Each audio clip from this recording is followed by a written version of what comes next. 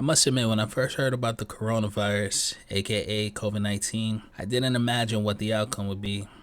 It really didn't hit me until a day I went to the supermarket for some water and there was nothing left. Shortly after that, it seemed like everything happened so quick.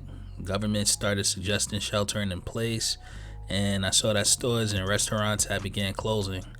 Outside, the city was quiet and empty. Both seemed like in the afternoon and the evening. To get where the country's at now almost seems unbelievable. Unemployment went from a 50-year low to now is possibly on its way to 16%, which surpasses the Great Depression. So far, COVID 19 cases have reached the millions, and in the US, a million cases have been confirmed. So I'm not doubting that this is a very serious situation. When it first started, it was said that those affected by coronavirus, the worst were the elderly and people with underlying health conditions. But as weeks passed, it was seen that people of various age groups were affected as well. So I think being concerned is valid, as well as some social distancing. But I just want to backtrack to my experience at the supermarket. What I felt that day was an overwhelming sense of panic, and a lot of that I put on the mainstream news. Now, I get that early on COVID 19 was unknown. As the weeks went on, it seemed like the numbers that were coming in gave a good idea on the effects of the virus.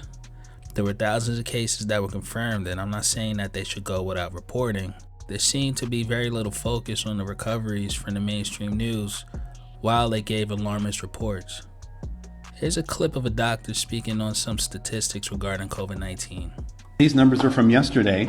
We have 33,865 COVID cases out of a total of 280,900 total tested.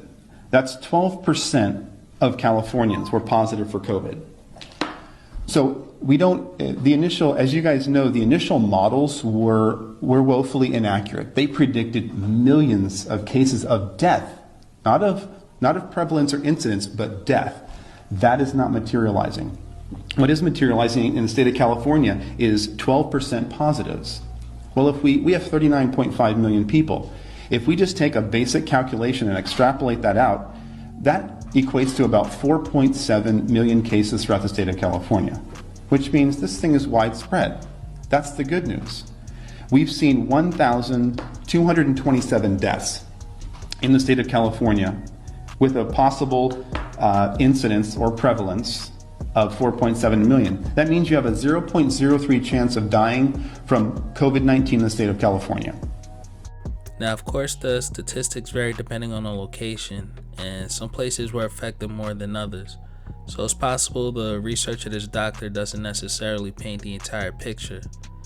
It just seems like the overemphasis on fear without any sense of hope doesn't make things better.